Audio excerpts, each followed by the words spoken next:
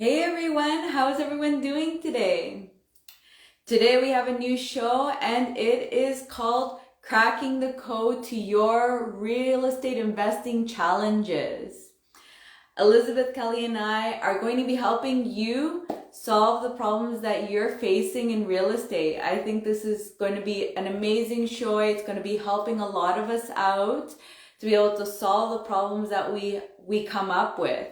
So if you guys are ready, let's get Elizabeth on. I can see she's on and we can tell you a little bit more about this show we've started. Just okay. I don't know why it always takes forever. But I don't know if Elizabeth, if you're getting my accepted, I may cancel it and then just try again. Um, let's see if that works. See view. So you see it? Oh, sorry, I'm shaking the screen. Well, we wait for Elizabeth to come on. Oh, there we are. Hey, Hi. hey, how are you? Oh, I'm all over. Great. How are you doing? Good, good, good. I'm excited for this show. I think it's very important. It's going to be help. We're going to be helping lots of people, helping solve their problems. So thanks so much for doing this. I think it'll be a lot of fun. And before we get Oh, my started, do you pleasure. want to just share a little bit about yourself? Sure. I've been a real estate investor for almost 20 years. I am a real estate coach and I help people who are struggling, who have challenges, people who want to grow. And goodness knows it's been a bit of a bumpy ride the last 18 months for us real estate investors. So I'm really excited to be here, and I love the opportunity to kind of think on our feet and have someone bring us a problem, and then real time we just kind of give some solutions and hopefully give people some action items so that they're not kind of wondering what to do, but they actually have things they can do. Thank you for having me, by the way. Yeah, thanks for coming on. And I'm sure we have some amazing people on here that will also be helping to solving some of the problems too. So if you have any tips also, feel free to put it in the comments and we'll definitely shout them out because that's what this is for. This is going to be, we're going to be masterminding on problems that people are facing so we can help them solve them. So should we get to the first one? The first one, Absolutely. I was thinking we start with a simple one, or simple because I have one that has like more details in there. Yeah. So this one is specifically pre-con. So this person has two pre-cons, and they're going to be coming up for close next year. And so, what would your be advice? So they don't have the money to close for them. So they're trying to figure out ways to close on these two pre-cons. Gotcha. So did they provide much information? Do they have any equity in, or are they purchasing for over the current value? They didn't say that, but I feel like I assume they are because I feel like anything closing right now and next year is you're having to put way much down. Oh, they did say that that the interest payments are very high and that they don't have the funds. Oh yeah, so it is. They're paying higher because the mortgage isn't covering the full 80% that it was before. So they're Gotcha. having to Okay. bring more money to the table. But it seems like this was a more of an assignment deal because they don't have any money for it. So I think they were banking on being able to assign it. Yeah. So there's a lot of people who are in this situation right now with pre-construction. So I don't want you to feel um, like you're alone, because you're definitely not. This is the challenge. Honestly, this is the downside of pre-construction. And so many people, from 2010 to 2022 bought pre-construction and closed and did really well. Unfortunately, this is the downside of this particular investment model. But what I've been doing with people who've been coming to me is I've been recommending a couple of things. First of all, assign the property, but be willing to take that loss and offset a capital loss, or offset your loss with some other form of real estate. So right now you would probably have to put money in. You'd basically be paying someone to take over because you're the one who's going to take that loss. But that is one strategy if you have the ability to do that. If you don't, then I would be looking at a way to make money, to choose a strategy that's going to make money from the day of closing. So if it's a building, or maybe it's like a townhouse, if that's the case, then you could look at a strategy like a midterm rental, so Mm-hmm. that you would need to come up with additional funds to close unless you chose an Airbnb arbitrage company and basically you rented it to them and they paid for everything.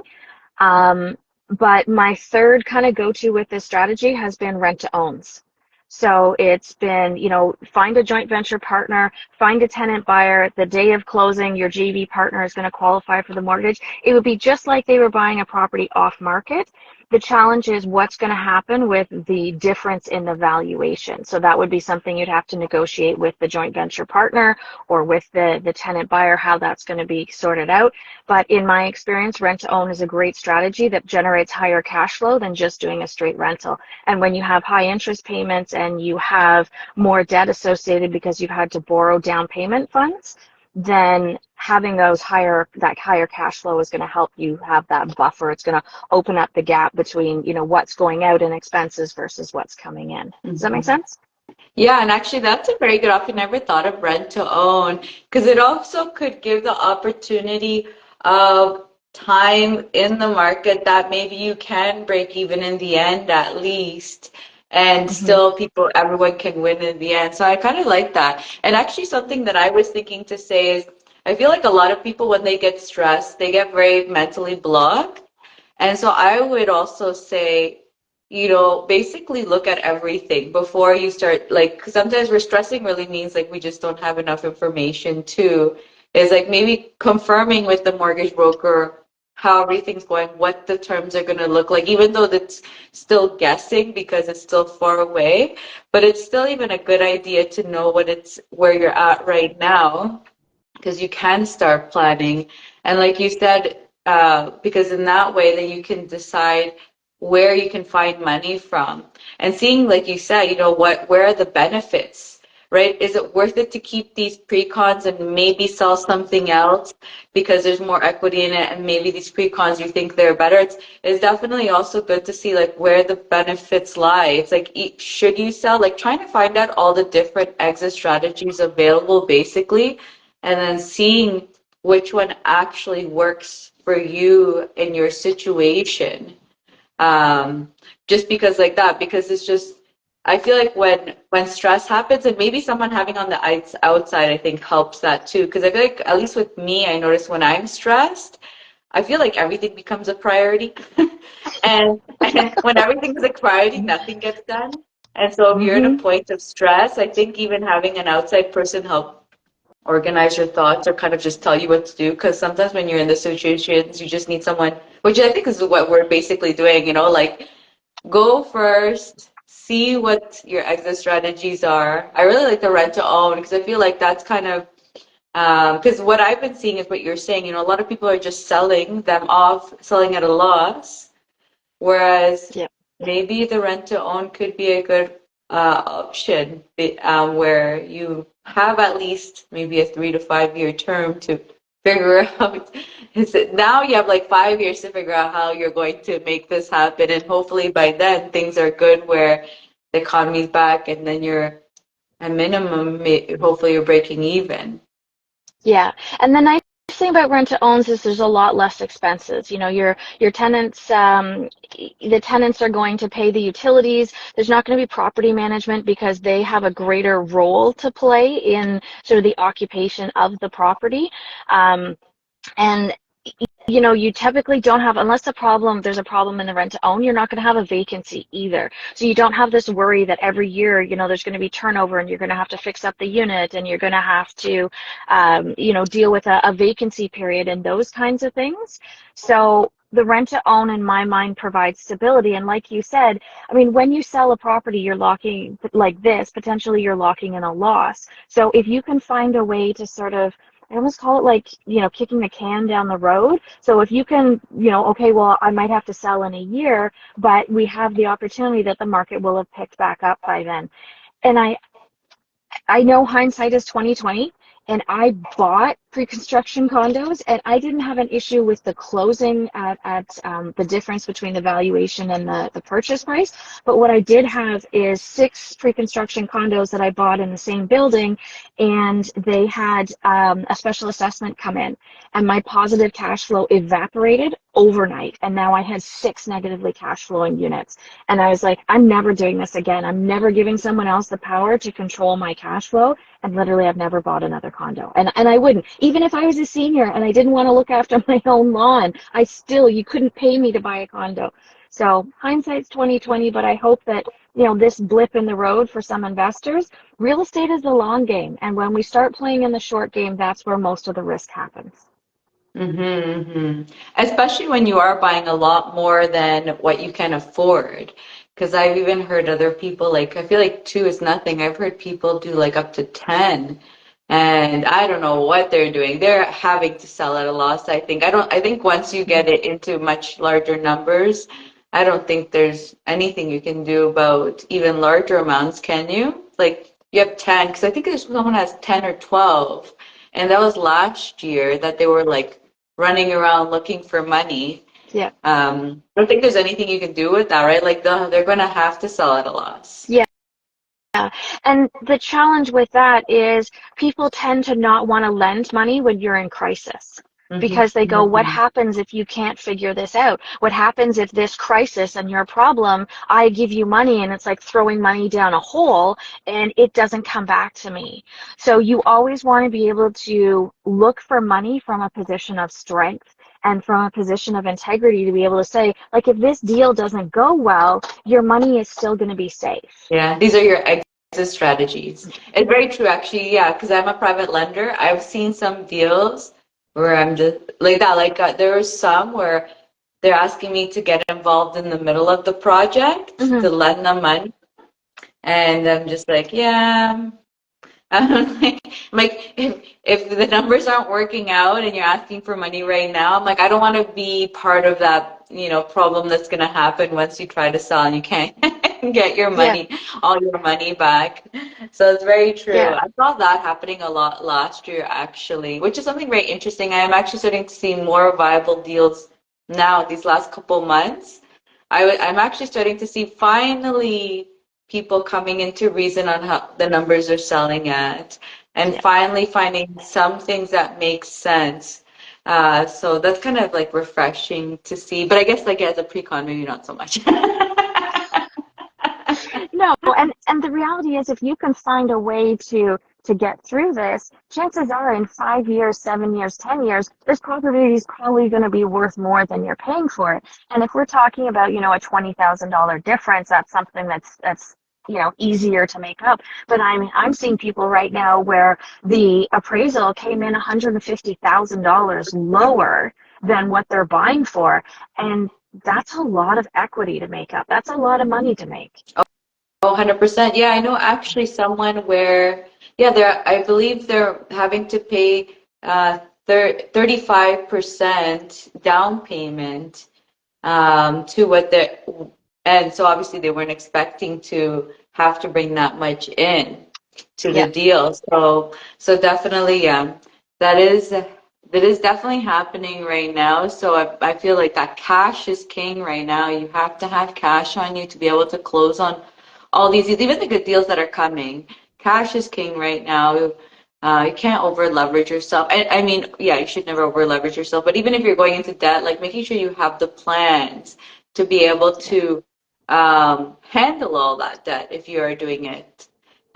Because these are times where you can't really be playing around with things without actually knowing all your exit strategies and making sure that you can. And this is where, like, for example, talking to a mortgage broker becomes so important, making sure that you're not looking at what you're doing right now, for example, if it's a BRRRR, but you're looking at after the BRRRR, what happens. And if you can still afford it, because this was even actually happening back in the good times. There's lots of people where like they'd close on BRRRRs and they were expecting to pull out all their money or get higher mortgages, but they actually couldn't afford it. Like their incomes didn't make enough for it.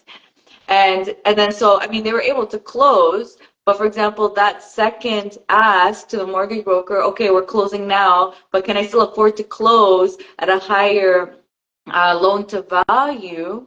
And at least knowing if you're not going to get, let's say, 100%, but you're knowing what you're getting out, what you can actually, what much higher you can get out of it is very important because it could really mess up things for you. Or just like now, you're like, okay, now I'm holding a lot more money in. Or for example, you're doing a line of credit, and oh my God, now you can't pay all your line of credit. You're making your decision now before you close instead of now in the middle of it and figuring out you're not getting all your money out or you're not getting what you expected because you income wise you can't even manage it. Yeah.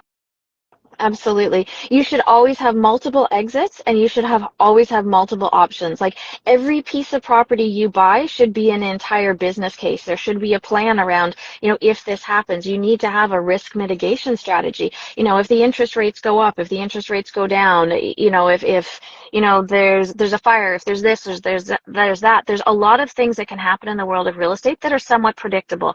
I'll be perfectly honest, people can't always predict when the interest rates are going up. But we should be able to predict that they will because when, quite frankly, the interest rates are 1.2%, there was nowhere else to go. At some point, they were going to come back up. So what were we doing, buying properties, running mortgages at 1.2% and expecting them to stay there? So like when I took my Rich Dad courses in 2008, we used 7% across the board. It didn't matter what the actual interest rate was. We always used 7% because, there's a possibility always, that interest rates could go back to 18%, but I don't see it because of the amount of government debt, like the cost. Could you imagine how much the government would be paying on the money they owe with interest rates at 18%? Yeah. But it's really about, what is reasonable, what is, like, the pendulum swings both ways, but what does the middle look like? And how far each side of the swing can I make things work?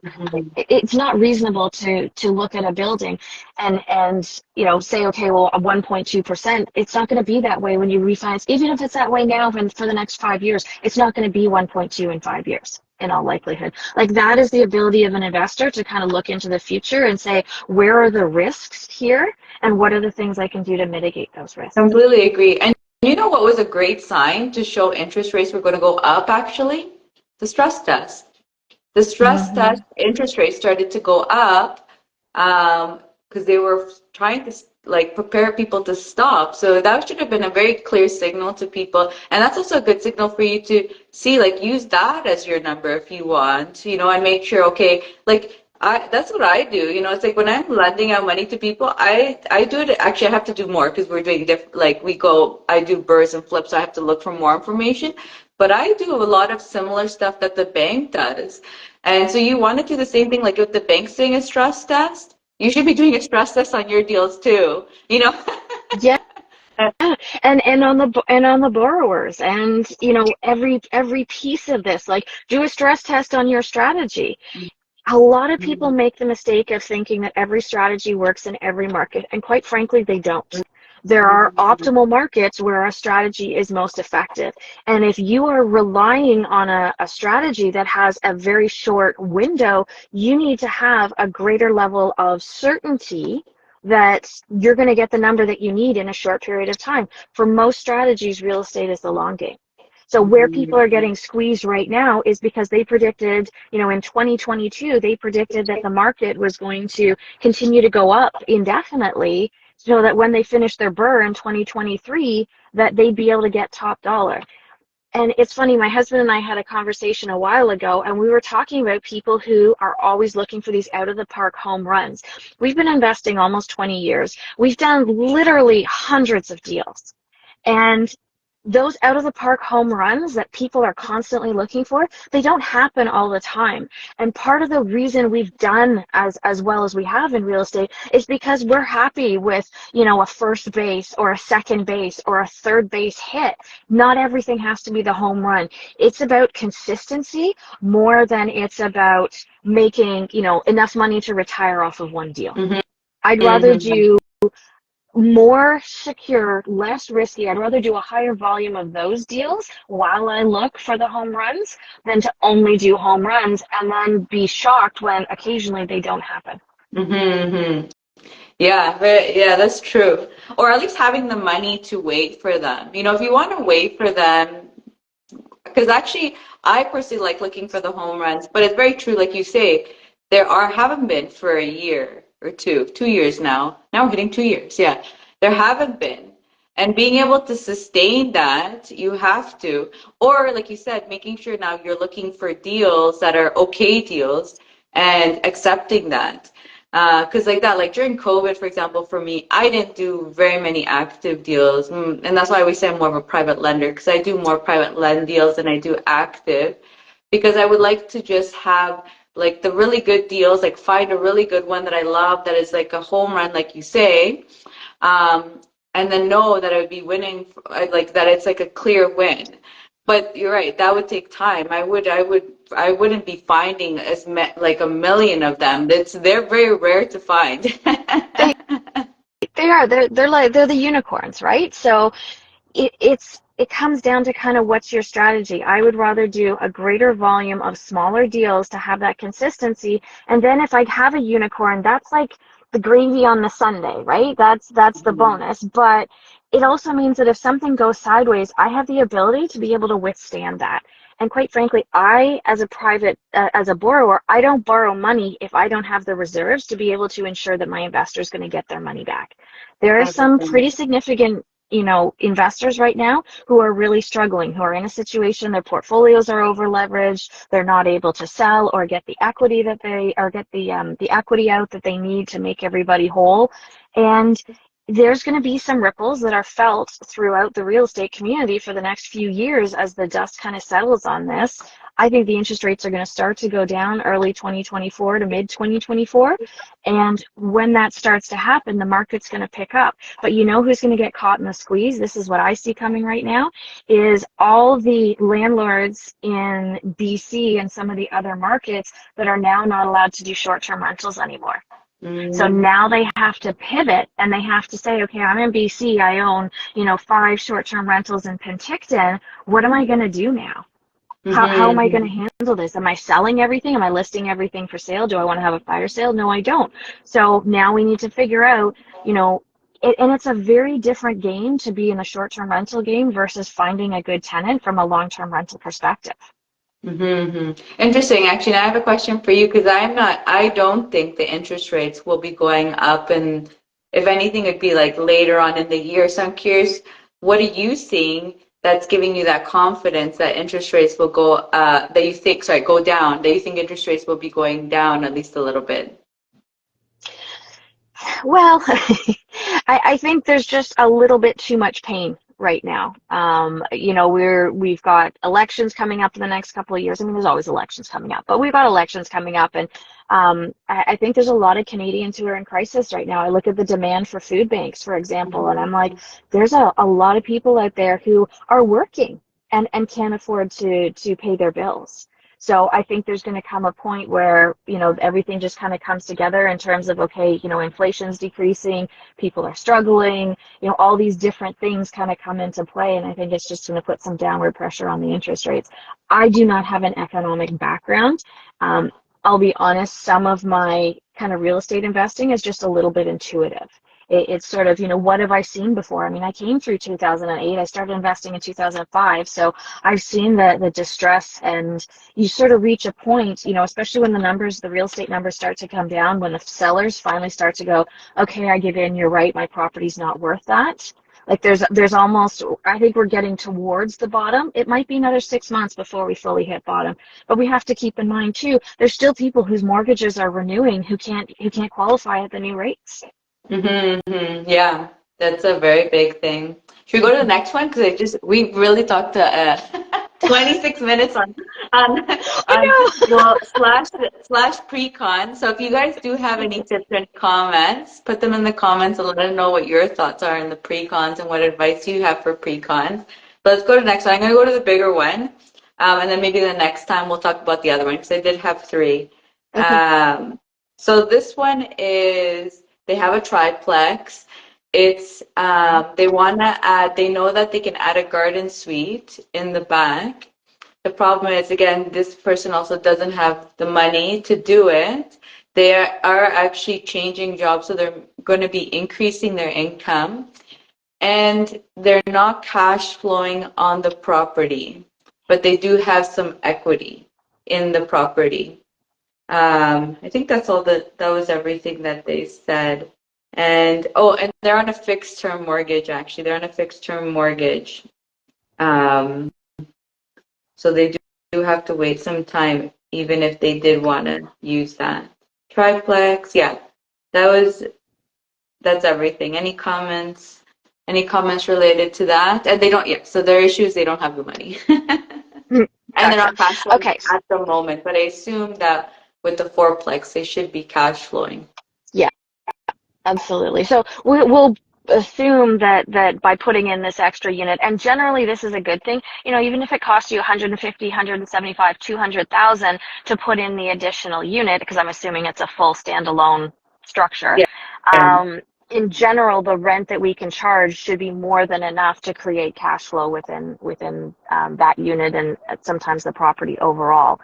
I think the way that I would look at this is, first of all, we can't assume that just because it's a fixed rate mortgage that the penalty is going to be massive. So that would be the first thing I would do. If your fixed rate mortgage is set at 3.4 and the current mortgage rate is 7, you're not going to have that massive penalty because it's going to be based on the interest rate differential. So that would be my first thing, is don't assume because it's fixed rate that there's a massive penalty. However, if your interest rate is 3.4, you don't want a 6.5% interest rate if you can avoid it.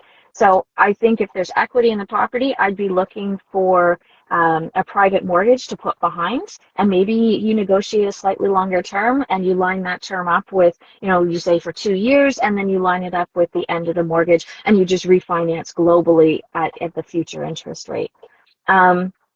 As long as you have equity, I'm never a big advocate for promissory notes. I'm always looking for equity behind it. But this time right now, in particular, it's very risky to do prom note lending as a real estate investor. So the best thing would be to take some of that equity in the property, borrow the money, get the work done, because I find right now there's a lot of good contractors who they're kind of at loose ends. Money isn't cheap the way that it was. You weren't practically being paid to renovate your house at, a very low interest rate. So now you have the ability to be able to get some decent name contractors to be able to get work done. So, obviously we don't know the ins and outs of their personal situation, but that if it were me, I would borrow the money, do the work, and then generate the cash flow and give it a little bit of time at that, and then refinance and pay out the private lender. I agree. And I would even use that, like, know how much is left to pay for your other expenses so you know how much actual cash flow you have. Because when you know that amount, you can even see where your range is on, for example, how much you need to borrow and how much that cash flow will cover that expense. So you can say like, oh, even after, for example, like this is my ideal interest rate, and I'll still have this much cash flow, this, and this is like the max that I can do, and then I'll be at a break even situation, but at least I have that other unit in there if that's what you want to do. Yeah, so I was thinking the same thing, or even if you have like a line of credit or something like that available to yourself, like any kind of, yeah, I feel like anything, if you have anything available, like check out your range and just see where you stand on what you can do. And if you can, and because she said that she was getting a mortgage, sorry, a new job, see if that, like, see even how you qualify with that job. Like for me, again, like I feel like your mortgage broker is the most important person right now. Right, go talk to that They mortgage are. broker. And actually, because you were saying, right, you want to see all your different exit strategies, see what it costs to break it. If you don't want to break it, see what it costs to refinance after you're done, right? And maybe be able to, for example, wait. Maybe you decide, okay, I don't want to break it because it's too much. Maybe it's a 2-year term or something. Can you wait 2 years? Is it worth it to wait those 2 years? Like, do all your different scenarios, right? And see with the mortgage broker and see, okay, this is my new income now. Even for example, can I get let's say a mortgage or a second right now, and it's just recently a new job, like even making sure, deciding, like seeing what you can actually do. with your new job, because sometimes they want you to be in there also 3 to 6 months, for example. So maybe you're Yep. thinking, okay, now I need to wait 3 to 6 months to make certain decisions on even loans, because that could be the same for loans. I'm not sure on that side, but it's like looking in every area and understanding in a wide range what it is that you want, what are all your options, and what can you actually do. Because like I was saying before, the stress really blocks us from seeing what is there. And so just going to those people, like go to your mortgage broker, what are my options, seeing where you stand in what you have, like your lines of credits, your credit cards, your mortgage, whatever, and seeing how you Yeah. stand, run all those different numbers, and run your backups with that also is also important. Like, what happens if I have to last with this extra loan for 2 years because I can only refinance and pull out the money at that time? What does that scenario look like for you? So it's, yeah, I feel like checking all the different scenarios really helps to visualize what works for you. Absolutely. And I love what you said, and you've said it a couple of times now about, when we're stressed out and when we're in an emotional situation, it tends to give us tunnel vision, right? And one of the best things we can do when we're in that position is reach out to the people around us, because we always look at the world through our lens of experience. So, like you said, you're an experienced real estate investor. You've done multiple strategies, you've done multiple deals, but you're like, hey, I didn't think of a rent to own. And I have a background in rent to own, which is why I thought of it, because I could see how the pieces would fit together and align for that. So there is nothing wrong with reaching out and going, hey, does somebody have a bit of time, or can I chat with this group, or asking people, when you've been in this situation, how have you handled this? Because some of the best deals that I've seen in the last couple of years have been very creative ones. It's been when someone has a problem and they reach out and ask for help, and people around them are like, hey, I have a solution that might work for you.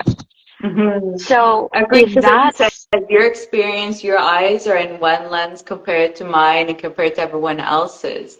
And so you'll see in things in a way, which, like exactly you said, I was like, oh, rent to own. I was like, that sounds really good, actually, because I've never done it. So it wouldn't pop into my head to do it.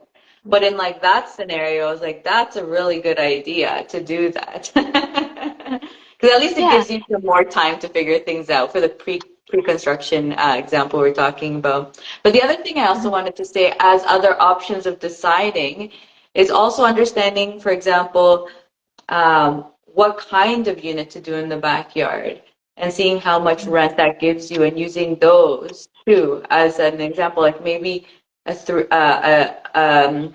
unit, you can maybe fit a three bedroom unit in there, or Yeah. maybe you can only do two, or maybe I don't know, seeing like what you can do and seeing which one benefits you also.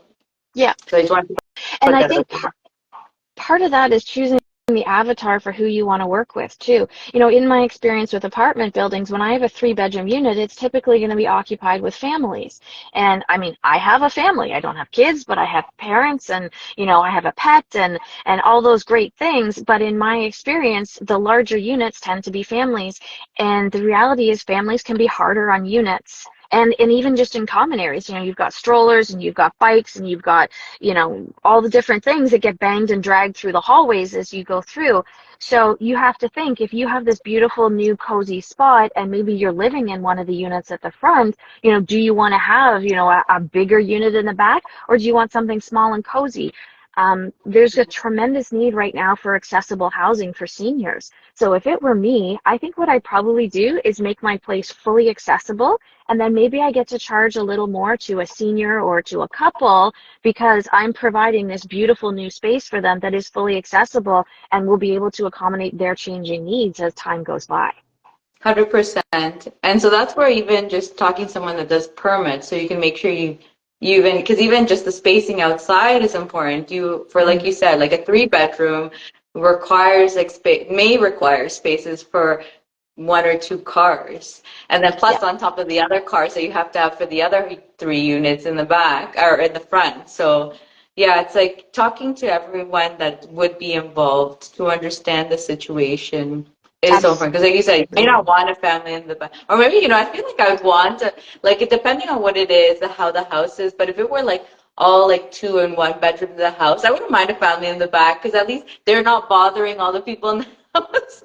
Because sometimes Yeah. kids running around and if you're in the basement, that's always been my kind of terror horror with like.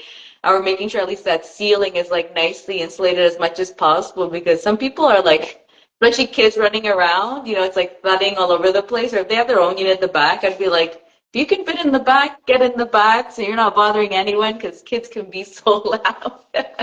Yeah, absolutely. It's really about, it goes back to creating the business plan, what makes the most sense. A lot of people, when they're starting out as investors, they think, well, I'll just run the numbers and that'll be it. But you shouldn't be just running the numbers. You should be looking at the options. You should be looking at the opportunities. You should be, doing a risk analysis and figure where's the greatest risk and how can I mitigate that. And there's so much more to deciding to buy a property than just, do I know how to plug the numbers into my Excel spreadsheet? Yeah. And communicating with everyone like that, which is what we're doing. Like, let's mastermind together and let's Hmm. work on it together. Because, for example, like that, if you're newer into it, maybe you don't have those experiences of what it is to have families in there or what it is to have people that like bachelor units in there. Because all of them have their different experiences. And it's good for all of us to communicate. I've had this experience. I've done this. I've heard this. I've had that happen. And you decide what works for you. Absolutely. And a lot of times as investors, we see somebody doing something and we assume it's going to work for us. But the reality is we can manufacture stress in our lives by not, educating ourselves and fully understanding what we're signing up for. Or we can say, I really want to do my due diligence. I want to educate myself. I want to figure out what I'm doing. And then I'm going to take action once I've kind of built the solid foundation here and I know what's going to work for me. If you were, a mom and you told me you had 5 kids under the age of 3 and you were going to do flips, I would be going, oh, we need to think about this because, your time's probably short and so is your sleep. So I wouldn't necessarily recommend like, self-managing a flip investment as the best strategy for you Yeah. right now. Or depleting yourself of money, if that's all the money you have, you're pushing it onto something, definitely like that's why Yeah. again the whole masterminding becomes so important, just chatting together, Right. figuring it out, to make sure that everyone's making the decisions that are best for them because we are all different, we all have our different situations. And so I Yeah. wanted to tell everyone, if you guys want to share your problem, if you go into REFAM, that's realestateinvestorfam.com, you can post in there, tell us the problems. There's people in there, they'll also share their knowledge with you so you can get more people like that. It's all about masterminding right now and working together. And we'll also be picking like that, we'll be picking those problems and then talking live and sharing our opinions in them too. I love that. And I love that this is, your passion and your give back to the world of real estate to have created a safe community where, we can have conversations and we can be a little more vulnerable about, hey, I'm struggling. Does anybody have an idea? Does anybody have anything that can help? That would be amazing. I Mhm. love what you're doing. Oh, thank you. I love what you're doing. Yeah, same thing with you, right? It's right now you're in the mode of wanting to help people. I mean, this is your idea, and I love your idea. I think because we have very similar, I think we have also very similar because you also wanted to help people. That is your legacy.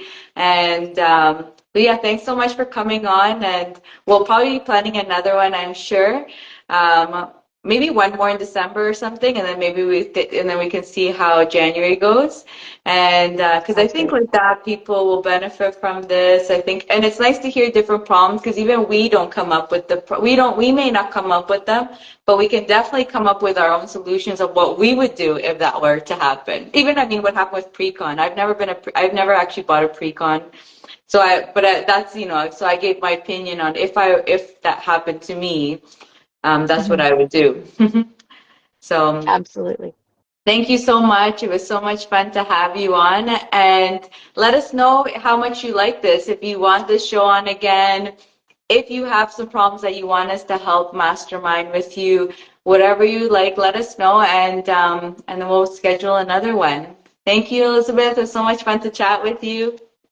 Thanks. Have an awesome weekend. Talk with you Thank you, again soon. everyone. So if you guys love what you heard from Elizabeth or I, follow us so you can see what we're up to these days. Thank you, everyone. Bye. Bye.